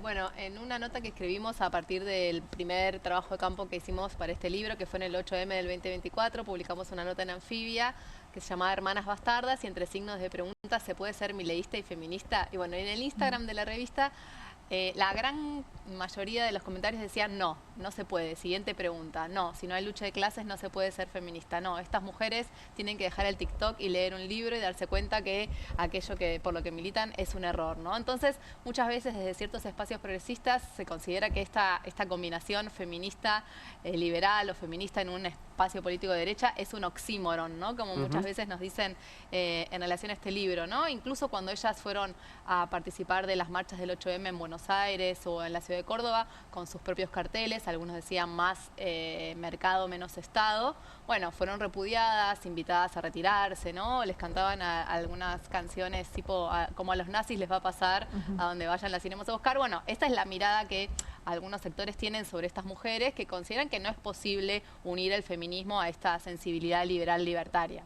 ¿Qué pasa con algunas consignas claves del movimiento feminista? Pienso en el aborto, ¿no? Y uno diría, bueno, no hay nada más liberal que poder decidir sobre el uso de su propio cuerpo. ¿Qué pasa con las feministas liberales o de derecha y el tema del aborto? Bueno, nosotras cuando empezamos la investigación lo primero que preguntábamos es qué piensan de la educación sexual integral, qué piensan del aborto, qué piensan de la agenda LGTBIQ+, ¿no? A medida que avanzamos en la investigación veíamos que ese no era el núcleo que las reunía y que ahí no había tantos consensos como en otros puntos, como por ejemplo el achicamiento del Estado o la idea de que las mujeres en esa narrativa feminista tienen que empoderarse en la política y en la economía. Sin embargo, sobre la agenda del aborto obviamente que preguntamos y bueno, hay un debate muy interesante que tiene lugar en el 2021 entre Agustín Laje y Gloria Álvarez, mediado por Javier Milei, que en ese momento estaba en una posición muy tranquila, casi no interviene en ese debate. Agustín Laje argumentando en contra de la despenalización del aborto y Gloria Álvarez a favor. Gloria Álvarez es una de las mujeres en las que se representan estas activistas. Ellos ahí tienen una posición que es en el liberalismo no hay acuerdo, ¿no? Hay quienes sostienen que la idea, el precepto liberal tiene que ver con el derecho del feto a nacer y otras reivindican el derecho de las mujeres a elegir sobre su propio cuerpo, ¿no? En una narrativa típicamente liberal, donde ellas se reconocen dentro de la tradición del liberalismo, inclusive algunas de ellas usaron el pañuelo verde para expresar su apoyo, las más jovencitas sobre todo, en el 2018 o en el 2020, porque el debate sobre el aborto llegó muy lejos y muchas de ellas lo vivieron de primera mano en la escuela, entre sus compañeros, sus compañeras, y estaban a favor, usaron el pañuelo verde, pero ellas dicen, como no somos de izquierda, dejamos de usar el pañuelo, no porque estemos en contra de la legalización del aborto, sino porque el pañuelo verde representa a las zurdas, ¿no? Que es un poco la narrativa que ellas usan para desmarcarse del feminismo de izquierda. ¿Y qué otros temas militan? Me intriga, lo del mercado obviamente. ¿Qué cuidados? Imagino que no sé. No utilizan los mismos conceptos tampoco, ¿no? Porque la batalla cultural también se da en las palabras, no van a hablar de cuidados, tampoco van a hablar de patriarcado, sí van a hablar de machismo, pero el eje central de su activismo es que haya más mujeres en el liberalismo. Ellas militan a partir de un diagnóstico claro, que es a los espacios a los que van, ya sean a espacios de lectura, de sociabilidad liberal, generalmente son todos varones, ¿no? Y hay pocas mujeres grandes, pocas mujeres de generación intermedia y pocas chicas, ¿no? Nosotros trabajamos con mujeres de diferentes edades y a partir de ese diagnóstico dicen, nosotros tenemos que dar hacia adentro el mismo debate que se dio en otros espacios políticos. El peronismo tiene mujeres, la izquierda tiene mujeres, el radicalismo tiene mujeres, porque acá somos pocas, ¿no? Tenemos que militar para hacer más y lo hacen a partir de un concepto que nuclea mucho de su activismo, que es el mérito. Para ocupar un lugar político, nosotras tenemos que formarnos. Entonces, gran parte de nuestro trabajo de campo tuvo que ver con reconstruir un poco sus bibliotecas, ¿no? Sus espacios de formación, sus grupos de lectura. Ellas consideran que las personas que llegan a la política deben ser meritorias, por eso no se sienten representadas por las figuras públicas como por ejemplo Lilia Lemoine, ¿no? Que consideran que están ahí un poco para cumplir el cupo, ¿no? Y otro poco por ser conocidas, familiares, cercanas, en este caso a Javier Milei. Entonces, ¿Por Bullrich tampoco? Perdón. Sí, por Bullrich sí. Ellas sí. Se sienten representadas por Bullrich. Sí, de hecho, parte de las mujeres con las que trabajamos militaron en la campaña presidencial por Milei y otras por Patricia Bullrich. Claro, porque Bullrich dijo algo así como, es claro que como hubo tanta violencia hacia los varones, ahora va a haber más femicidios. Tiene ese discurso de... Bullrich tiene un discurso como sobre excesos del feminismo, claro, ¿no? O algo parecido. Sí, bueno, ella también fue cambiando. Nosotros en el libro, por ejemplo, ponemos una foto que está ella con Sturzenegger abrazando un cartel que dice ni una menos, ¿no? Ella está a favor del aborto. De hecho, hubo campañas ahora en las elecciones de sectores pro vida que marcaban un poco quiénes eran pañuelo verde y quiénes eran pañuelo celeste y marcaban a Patricia Bullrich y a Sabrina Kmetchet, por ejemplo, como exponentes de la adhesión al aborto legal, ¿no? Digamos, ellas por ahí hoy es algo que está un poco más desdibujado, pero la ven como una mujer que se la banca, ¿no? Que es uno de los valores. De hecho, ellas están a favor de la tenencia de armas y ven a esas mujeres ocupando lugares típicamente masculinizados como expresión del activismo del que se sienten parte, como María Corina Machado, que es una figura muy importante, y además Vente Venezuela es un espacio también de reclutamiento de militancia, porque bueno, hay muchas mujeres migrantes que se nuclean con ellas y hay una sociabilidad muy importante. De hecho, la representante de María Corina Machado en Argentina Argentina, forma parte de Lola y es parte de estos grupos de activistas. Lola es una fundación liberal de mujeres y bueno, hay muchas venezolanas migrantes que forman parte con toda la narrativa antipopulista, antiprogresista, ¿no? Que también forma parte de lo que nos nuclea. ¿Qué pasa con esta tesis de Dios, patria y familia, que es algo que escuchamos sobre todo en sectores conservadores, tanto de la derecha como del peronismo? Y su título del libro se llama Sin padre, sin marido, sin miedo. ¿Qué piensan sobre esto de, bueno, las tradwife, la de casarse de joven, la de la mujer que vuelve a quedarse en el espacio privado y sale el hombre como proveedor? ¿Cómo se hace esa lectura en este espacio? Es interesante porque algunas veces hacemos el ejercicio, bueno, ¿cómo se imaginan ustedes a una mujer que milite en estos espacios? Y la mayoría de las veces nos dicen tradwife. Bueno, es nada más alejado. Por las dudas expliquemos esposa tradicional, ¿no? Cuando hablamos de tradwife y una especie como de tendencia de recrear esas esposas tradicionales de antes. Exacto. ¿no? Que también hay que hacer ahí como una nota al pie que las mujeres que venden la figura de tradwife en las redes sociales trabajan de tradwife, ¿no? No es que para las redes sociales. Para las redes sociales y monetizan ser tradwife. Así que bueno, ya ahí hay un problema. Pero bueno, lo que nos interesaba era escuchar eso, como, y que el imaginario progresista cree que las mujeres que militan en la derecha son mujeres tradicionales, que quieren volver al hogar, a tener muchos hijos, casarse, que creen en Dios, como decías, en el Padre. Bueno, nada que ver con lo que nosotras encontramos. De hecho, nosotras encontramos incluso mujeres de una generación de mujeres de alrededor de 60 años, que si bien no se dicen feministas, ellas todas se separaron, las mujeres con las que trabajamos. Ellas enuncian que rompieron mandatos al dedicarse y a ponerse a militar porque tenían que quedarse en el hogar cuidando niños según las lógicas con las que fueron educadas. Ninguna de estas mujeres milita ni la castidad, ni llegar virgen al matrimonio, ni la necesidad de poblar la Patagonia. Eso no sucede, por lo menos entre estas mujeres, que es importante aclarar que nosotras hicimos un trabajo cualitativo, trabajamos con 5 grupos de mujeres que se nuclean alrededor del país y no representa el libro la totalidad, por supuesto, de las mujeres que militan en torno a la figura de Milei o Patricia Bullrich, ¿no? A nosotros nos interesó un lugar muy singular, que son mujeres incómodas en el feminismo, porque las banderas que levantan son cuestionadas, ¿no?, por cierto feminismo progresista, e incómodas también dentro del liberalismo porque consideran que hay una avanzada del movimiento conservador que también las preocupa, ¿no? Ellas en todos los casos se presentan como mujeres liberales y dicen nosotras no somos de derecha. Incluso alguna de ellas hacía un chiste, pero bueno, chicas, al final voy a quedar retratada en un libro de derecha, ¿no? Hay una gran discusión y una incomodidad y una intención de encontrar un lugar propio que no le es sencillo. Claro, incómodas en el feminismo, incómodas en el liberalismo, pero a la vez quieren pertenecer a esos dos espacios. Exactamente. Sí. Dijeron que trabajaron con mujeres de todas las edades. Entiendo, Melina, que vos trabajas más juventud. ¿Se ve alguna diferencia entre las mujeres más jóvenes y las más grandes?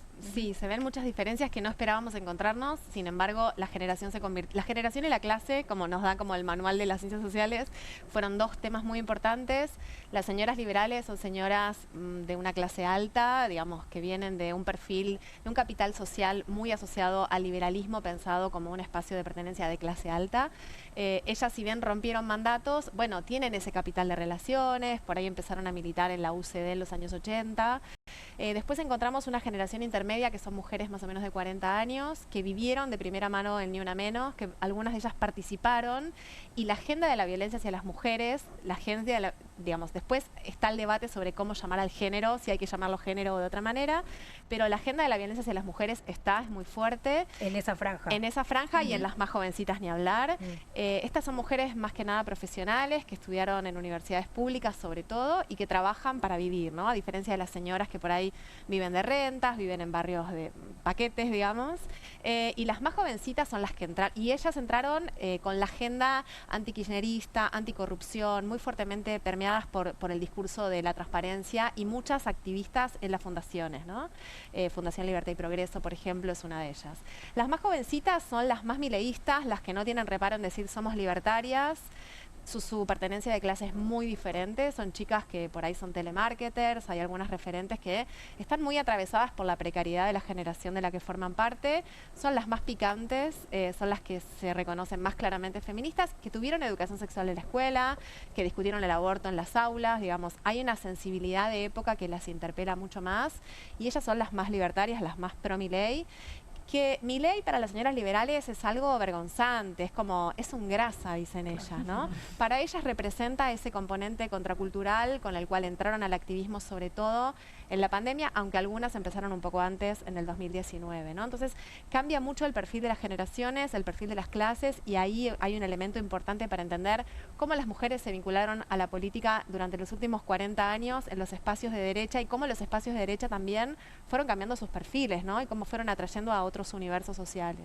Ahora, cuando pienso en las mujeres más jóvenes de las que estás hablando y en que decís son las más mileístas, las más libertarias, cuando ves como los escenarios libertarios son los escenarios, no sé, más extremadamente masculinos de todo el arco político de nuestro país, ¿no? Digo, pensás en, no sé, en los medios incluso de streaming, ¿no? Todos son hombres, digo, los voceros suelen ser hombres también y suelen tener un discurso también bastante machista. Digo, ¿qué las lleva a querer entrar ahí? Y en todo caso, ¿cómo hacen? Sí. Bueno, es muy difícil para ellas entrar en este mundo justamente porque están en un espacio político que explícitamente se define como antifeminista, antigénero, que niega las desigualdades, ¿no? Pero lo importante es que ellas están ahí porque no hay otro lugar que albergue esa sensibilidad liberal, ¿no? Que ellas tienen. ¿A dónde militarían si no militan ahí, claro, ¿no? Tienen una sensibilidad feminista por su generación y a la vez tienen una fuerte crítica al Estado, ¿no? Por sus experiencias, son usuarias de la salud pública, de la educación pública, tienen una fuerte crítica al Estado, son antikirchneristas, antiperonistas la generación anterior y antiprogresistas, y hay algo de la sensibilidad liberal libertaria que captó esas identidades y que las convocó a militar en esos espacios. Pero a partir de este diagnóstico que decís, que es exactamente el mismo que tienen ellas, está lleno de varones, incluso los influencers, incluso los principales representantes políticos son varones. Bueno, nosotros tenemos que tener una voz ahí como han tenido mujeres en otros momentos de la historia, en otros partidos políticos. ¿Y la tienen? Digo, ¿qué tan cohesionados están esos grupos? ¿Tienen llegada, no sé, parlamentaria? ¿Tienen influencia, incidencia en las discusiones de ese espacio? ¿O todavía son movimientos más marginales? Tienen una posición un poco más marginal, sí disputaron lugares en listas electorales, pero no todas llegan, ¿no? No tienen representantes, digamos, no hay, perdón, ninguna diputada, ninguna senadora, digamos, que sea como referente para estos grupos, ¿o sí? Sí, tal vez, por ejemplo, Rebeca Fleitas, pero bueno, una legisladora que tal vez no tiene esa visibilidad pública. De hecho, por ejemplo, cuando nosotras empezamos a hacer campo, un 8 de marzo, en la legislatura porteña, llegamos ahí, había un grupo de mujeres muy heterogéneo que todavía no podíamos clasificar con estas variables que comentábamos antes, y lo primero que hizo Rebeca Fleitas fue bueno, dar la bienvenida y decir, bueno, hoy vamos a hablar del feminismo liberal, ¿no? Ella apareció ahí como una figura. Después hay otra figura muy importante que también es interesante para entender, porque en realidad esta es una pregunta, la de las mujeres, para entender la complejidad que tiene el mileísmo y hasta dónde puede llegar, ¿no? Hay estudios que muestran la composición multirracial del voto y de las adhesiones a Trump. Nosotras creemos que entender a las mujeres también es entender por qué Milei gana las elecciones, y hay algo de esa enunciación y de esa sensibilidad que capta a mujeres libertarias que también permite entender un poco la complejidad que tiene el mileísmo y por qué, a pesar de que son pocas, ellas van disputando lugares, ¿no? Rebeca Fleitas es una de ellas, y hay otra que es una referente de una agrupación estudiantil que tomó mucha visibilidad durante el conflicto universitario. Ella venía de una agrupación que Somos Libres, que era de la orgánica del PRO, y esto también es interesante para ver cómo la derecha se fue radicalizando, porque ella era de la orgánica del PRO y hoy es una de las referentes de juventud de La Libertad Avanza, ¿no? Ella también tomó mucha visibilidad pública, es una de las mujeres que está en los grupos que nosotros estudiamos, pero también hay una ambigüedad, ¿no? Públicamente no se presentan necesariamente como feministas liberales. Este es un debate que dan todavía mucho más puertas adentro, ¿no? Y te pregunto por dos mujeres clave del esquema libertario o del esquema de gobierno. Karina Milei y Victoria Villarroel no aparecen como referentas de estas mujeres. Bueno, Karina no, por esto que decíamos antes del mérito, ¿no? Digamos, para ellas no es una mujer que está haciendo política por mérito propio, sino por ser hermana de, así que no apareció mencionada en ningún caso en nuestro trabajo de campo, para nada. En el caso de Victoria Villarroel, aunque tienen alguna distancia con parte de su agenda, que la consideran más conservadora, y ellas no lo son, bueno, eso las incomoda, no es su referente, pero sí la respetan políticamente, consideran que trabaja bien, digamos, que lleva bien adelante su tarea, que es una mujer que rompió los techos de cristal porque es vicepresidenta, ¿no? Entonces hay algo de reconocimiento en su figura, a pesar de que no compartan su agenda. ¿Y qué piensan de Cristina, por ejemplo? Bueno, son profundamente antikirchneristas, ¿no? Pero entre las más jóvenes, de hecho, hace poco descubrimos, en el 2025 fuimos a hacer trabajo de campo y dijimos, esto ya no va a existir, el libro ya no tiene sentido, este fenómeno está extinguido.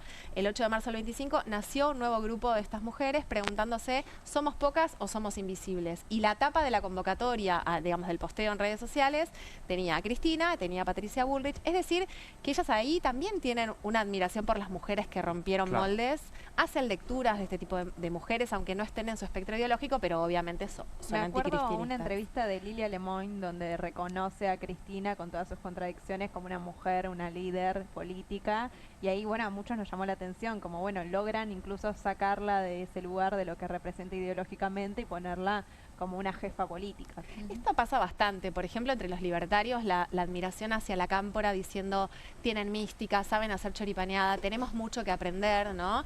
Con las mujeres, de hecho, les concedemos cosas a las femibolches, ¿no? Por ejemplo, que cuando caminamos por la calle ya nadie se atreva a decirnos piropos, ¿no? Entonces hay una mirada hacia los sectores progresistas, obviamente que en otro marco ideológico, pero obviamente que ellos tienen una intención y leen un poco las experiencias organizativas dentro de otros espectros ideológicos, ¿no? Melina, Carolina, muchas gracias a ambas por haber estado con nosotros, un placer. Recuerdo el título del libro y seguro mostramos la tapa una vez más, Sin padre, sin marido y sin Estado, feministas de las nuevas derechas, editó Siglo XXI, ¿verdad? Exacto. Siglo XXI, así que podés encontrarlo en todas las librerías. Gracias nuevamente por haber estado con nosotros. Gracias por invitarnos. Y nosotros llegamos al final, chicas, pero seguimos mañana. Sí, mañana una semana, mañana pasado, hoy. En algún momento, Sí, en algún momento de la semana continuamos. Bueno, todos los días sale el programa, te informo por las dudas, para que cuando no vengas lo veas. De 20:30 a 22, de lunes a viernes, estamos aquí con Bienvenidos al Tren. Por hoy paramos acá. En instantes estoy saludándolo a Pablo Caruso porque ya comienza QR.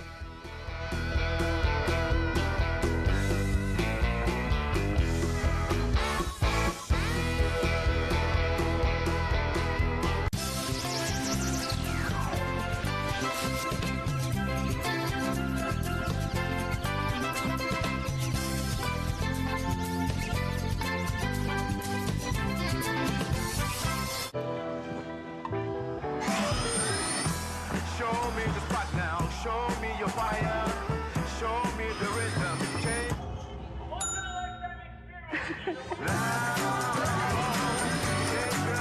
Espero que te guste. Cociné un pollo con papas, acariciado por una cocción a gas envolvente y uniforme, para luego ser realzado con un suave calor preciso. Ah, ¿lo hiciste al horno?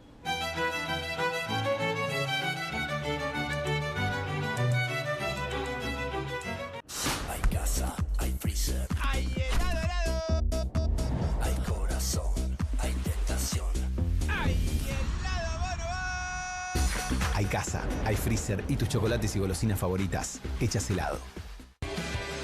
Cueste lo que cueste. El primer streaming de Perfil.com, conducido por Román Yuch junto al Doc Juan Heruela, los periodistas Marcelo Mármol Moura y Lucas Buceta. Información deportiva, opinión y análisis. Cueste lo que cueste. De lunes a viernes, a las 10 horas, por Bravo TV. Emprendidos, con la conducción de Ornella Flench. Historias de emprendedores en primera persona. Consejos prácticos para alcanzar sus metas. Emprendidos, de lunes a viernes a las 12 horas por Bravo TV. QR, con la conducción de Paulo Caruso y gran equipo. La síntesis del día para un público que valora el periodismo crítico. QR, de lunes a viernes a las 22 por Bravo TV. Bienvenido a todo Latinoamérica. Caras TV llegó a DirecTV, el canal de las celebridades. Entretenimiento exclusivo las 24 horas del día. Más Caras, con la conducción de Héctor Maugeri. Red Carpet, Caras News, Caras Realeza, Caras Fashion, Caras TV. Llegó a DirecTV. Contenidos exclusivos para toda Latinoamérica. Hay una casta superior que es los periodistas que si mienten, calumnian, injurian y dicen cualquier cosa. ¿Tenés ahí los nombres de los periodistas que tengo que meter en cana? No nos tomamos esto a la joda, como esos periodistas mentirosos. Y dentro de la cancha vale todo, que la vayan a buscar, la tienen adentro. Soy un abanderado en la batalla cultural, pero los imbéciles con déficit de IQ doméstico, ¡ay, no, miedo! Mientras que los imbéciles de los periodistas... ¿Sabes la cantidad de periodistas que tengo para mandar a la hoguera? Las mentiras de los medios. Y periodistas ensobrados, operadores, basuras. No me venga con que son inocentes. No digo que sean tan malos como los periodistas. Digamos, raya el mal gusto propio de cerdos. Creo que es una ofensa decirle periodistas. ¿Sí? Milei odia al periodismo. Nosotros amamos al periodismo. Suscríbete a perfil.com.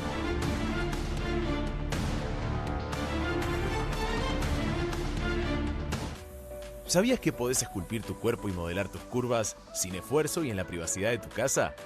¿Sabías que podés adelgazar con solo unos minutos al día, sin gimnasia y sin dietas? Con VibroSlim es posible. Te presentamos el cinturón vibratorio que revoluciona el mundo del cuidado personal y el fitness. Con VibroSlim modelás tu cuerpo en poco tiempo. VibroSlim elimina la grasa corporal gracias a sus miles de oscilaciones por minuto, generando desde una vibración suave hasta un poderoso movimiento oscilatorio calculados para disolver esos kilos indeseados. Podés trabajar cintura, glúteos, brazos, piernas o la parte del cuerpo que prefieras. En su nueva versión recargable vas a poder llevar tu cinturón reductor a donde quieras. 3 modos y 5 programas de oscilación para tu pérdida de kilos a medida. Con su batería de litio de larga duración, podrás disfrutar de hasta 2 horas de su uso continuo con una sola carga. Con VibroSlim, todo lo que necesitas son 15 minutos al día. Transforma tu cuerpo de una manera fácil, cómoda y rápida con VibroSlim. Modelá esas áreas que lo necesitan, perdiendo kilos de más sin ningún esfuerzo. Recargable y portátil. Llévalo a cualquier parte para usarlo unos minutos al día y disfrutar de la silueta que querés.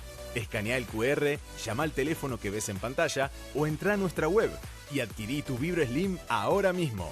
Descubrí los productos fitness más novedosos y exclusivos en tvcompras.com.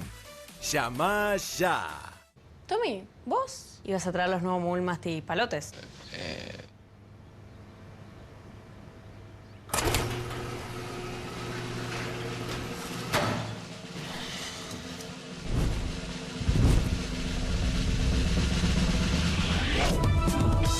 Palotes masticables y frutales, no vas a querer compartirlos, no vas a poder esconderlos. Proba los nuevos caramelos masticables de Mogul, también en su versión Extreme.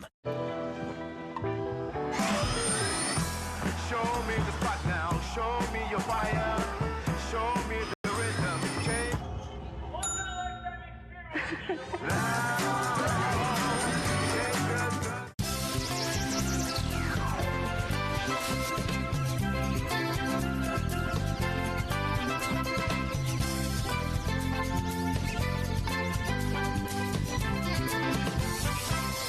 Aquí finaliza el horario de protección al menor.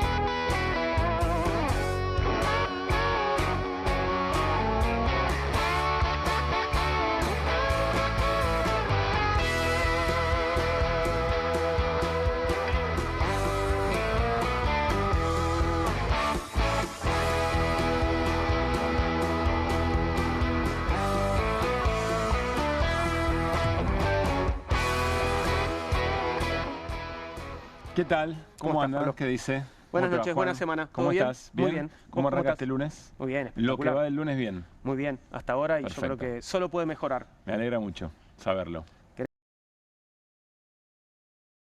más delicada posible. Viste que hay cierto mito respecto a los Reyes Magos. Es verdad. Bien. Sí. Eventualmente, algunas teorías dicen, son los padres, cualquiera. En realidad... Rodolfo Barili se enojaría mucho, ¿eh? No, por lo eso que estás digo, diciendo. cualquier cosa. Eventualmente se suma otra teoría, aparentemente podría Scott Bessent ocupar cierto rol en ciertos mitos, que para nosotros son todos infundados, pero hay algún testimonio que mete, quizá. Está ocupadísimo, si además de todo lo que tiene que hacer, es rey mago, es muchísimo. Para mí es un montón. ¿Y cuál de los tres sería? ¿Él es Melchor, es Gaspar o Baltasar? Si querés, lo vemos y después eventualmente lo discutimos. Bien. Dale. And to the people that are thinking America first, as you said, this is a line of credit, and when it's borrowed on, we make money, I believe, on the interest, right? They pay back with interest. Well, they pay back with interest, but the way to think about it is, like, maybe for your first loan, your parents co-signed for it. Sure. We basically co-signed, and we are getting a big fee. It's from something called the Exchange Stabilization Fund. The Exchange Stabilization Fund has never lost money. And by the way, where were the same people when the Clinton administration used Exchange Stabilization Fund in 1995 for Mexico? That made a huge profit. Yeah, and at the end of the day, you're not giving away money, and that's what people really care. That was what they tried to stick on you. I mean, even 60 Minutes tried to stick it to you with that farmer story over the weekend that I saw. Yeah, I don't watch 60 Minutes anymore, so it's a lost cause. Only when the president's on. Yo entendí básicamente dos cosas. Primero, es como que somos sus padres, o sea, nos tienen de hijos, básicamente. Pero además no solamente eso, sino que somos como sus padres, que los acompañamos... Ellos son como nuestros padres. Que duda te cabe. Y los acompañamos en un primer crédito, pero además hacemos un negocio. O sea, es horrible. Estás acompañando eventualmente para dar un primer préstamo para un alquiler o algo por el estilo y encima le manoteas un porcentaje. No haces negocio con la platita de tus pibes. Y no, queda medio fulero. Igual yo no sé si quiero ser hijo de ellos. Yo creo que ese es el punto principal, digamos, ¿no? Sí. Claro, ya lo sos. Bueno, y no, lo soy y no lo sabía. O por lo menos de eso se trata este juego, aparentemente, para el ministro de Economía de los Estados Unidos. Nos habrían adoptado. Y su relación con la Argentina. Y hay que llevarlo como niños para el colegio. Me gusta más esa imagen. Claro. Si vos querés. Ahora, vive en la tele, Bessent. Todos los días lo tenemos en un programa nuevo. No solamente eso, sino además vive explicando. Y viste que está claro que su interlocutor es un interlocutor amigo. Sí, porque además manda al frente a otro programa y le dice, allá te querían hacer creer como que estabas perdiendo plata. Es decir, con sus interlocutores amigos van a explicar todavía de qué se trata este asunto de llevar como niños al colegio a la Argentina. Bueno. Yo, si fuera dirigente político, veo esto y digo, no, pará un poquito. Algo de autoestima soberana. Pero no termina de aparecer. No sé si lo vieron. No sé si tienen que mirar un poquito más a Bessent en la tele, nuestros dirigentes, ¿no? Sí, podría ser eso. Pablo, muy bien. Me voy como niño a la escuela. Mañana lo intentamos. Muy buenas noches, bienvenidos a